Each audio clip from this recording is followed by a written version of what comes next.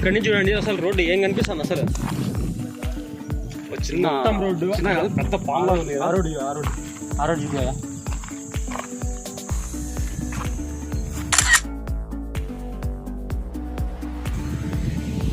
ఇది మంచి view point. Road బాగా కనిపిస్తుంది. ఇక్కడ చూడు అసలు రోడ్డు ఏం కనిపిస్తుంది. మొత్తం రోడ్డు అంతా కనిపిస్తుంది నీట్గా. ఉంది.